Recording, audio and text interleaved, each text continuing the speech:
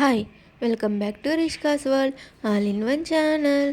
Hi friends, మీరందరూ ఎలా ఉన్నారు? బాగున్నారా? మేమైతే బాగున్నాము.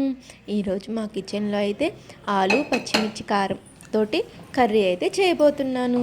దానికోసం ముందుగా ప్యాన్ పెట్టుకొని ప్యాన్ హీట్ అయ్యాక ఆయిల్ వేసుకోవాలి.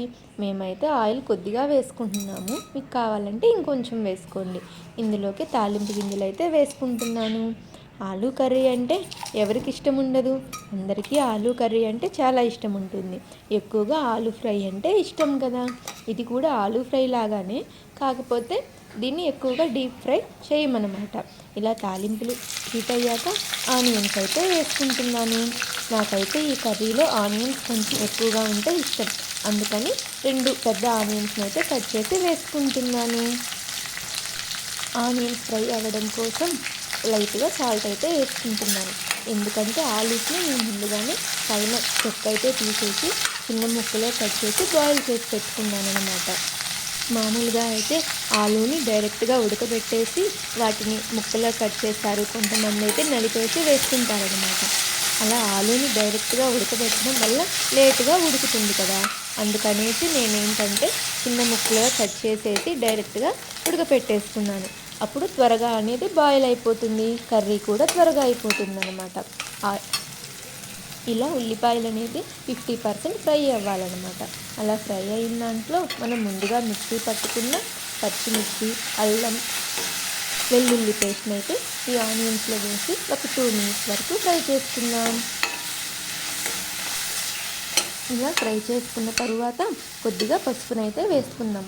పసుపు వేసుకున్న తర్వాత ఇంకో 2 నిమిషాలు ఫ్రై చేసుకుందాం.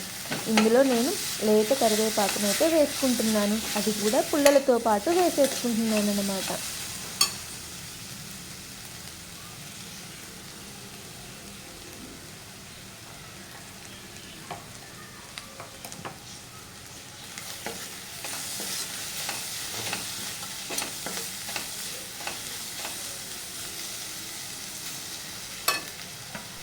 ఇప్పుడు ఇందులో మనం ముందుగా కట్ చేసి పెట్టుకున్న ఆలు అయితే వేసుకున్నాము.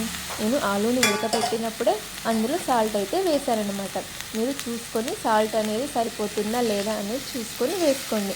ఇలా ఆలూస్ని వేసిన తర్వాత ఒకసారి బాగా మిక్స్ చేసుకుందాం.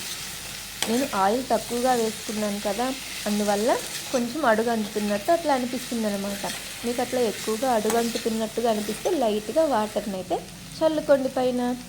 ఎక్కువగా చల్లకండి, అలా ఊరికి ఒక్కసారి అలా వాటర్ చల్లేసేసి ఒక 2 మినిట్స్ అయితే మూత పెట్టేసేయండి. ఆంటీ వాళ్ళ అద్దరు కాడు చేసి 2 నిమిషాల తర్వాత కొత్తిమీర చల్లుకొని చేసుకుంటే రెడీ.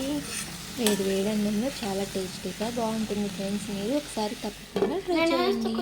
మీకు కనుక మా వీడియో నచ్చినట్లయితే లైక్ చేయండి, షేర్ చేయండి.